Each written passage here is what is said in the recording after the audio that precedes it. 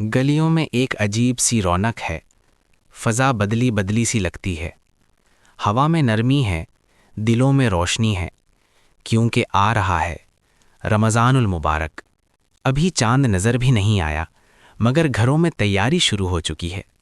کہیں امی باورچی خانے میں کھڑی چنے، دالیں اور مسالے سمیٹ رہی ہیں کہ رمضان میں وقت کم ہوتا ہے۔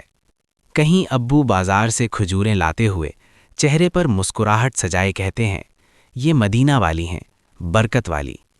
بچے وہ تو سب سے زیادہ خوش ہیں۔ کسی کو پہلا روزہ رکھنے کا شوق ہے، کوئی سحری میں جاگنے کو ایڈونچر سمجھ رہا ہے، کوئی کہتا ہے میں پورا روزہ رکھوں گا، پانی بھی نہیں پیوں گا۔ ماں پیار سے مسکراتی ہے اور دل ہی دل میں دعا کرتی ہے، یا اللہ میرے بچوں کو دین کی محبت دے دے۔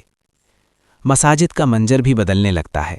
جو مسجد پہلے صرف نماز کے وقت بھرتی تھی، اب وہاں صفائی ہو رہی ہے، قالین جھاڑے جا رہے ہیں، عطر کی خوشبو پھیل رہی ہے، گویا مسجد بھی کہہ رہی ہو میرے مہمان آ رہے ہیں۔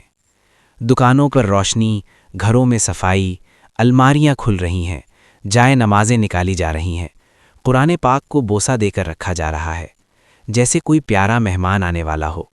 اور واقعی رمضان مہمان ہی تو ہے، لیکن ایسا مہمان جو خالی ہاتھ نہیں آتا۔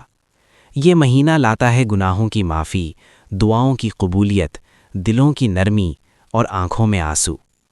افطار کے وقت کا منظر سوچیں، دسترخوان پر سادہ سا کھانا، کھجور، پانی، شاید پکوڑے، مگر دل کی کیفیت ایسی خوشی جو کسی بڑی دعوت میں بھی نہیں ملتی۔ اذان کی آواز آتی ہے، اللہ اکبر، اور سب ہاتھ اٹھا لیتے ہیں۔ کوئی روزگار مانگ رہا ہے، کوئی شفا، کوئی سکون، کوئی جنت، اور اللہ وہ سن رہا ہوتا ہے۔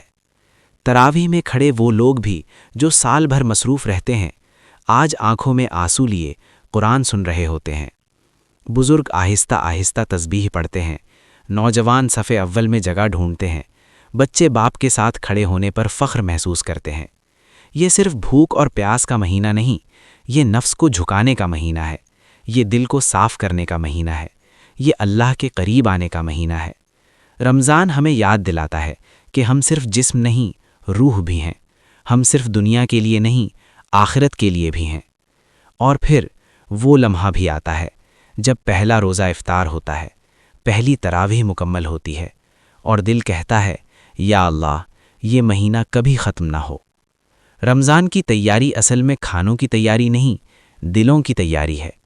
آؤ اس رمضان ہم صرف روزہ نہ رکھیں، اپنی آنکھوں کا بھی روزہ رکھیں، اپنی زبان کا بھی، اپنے دل کا بھی، تاکہ جب رمضان جائے تو ہم ویسے نہ رہیں جیسے پہلے تھے، بلکہ بہتر انسان بن چکے ہوں، کیونکہ رمضان آتا ہی اس لیے ہے کہ انسان بدل جائے اور اللہ کا ہو جائے۔ رمضان مبارک۔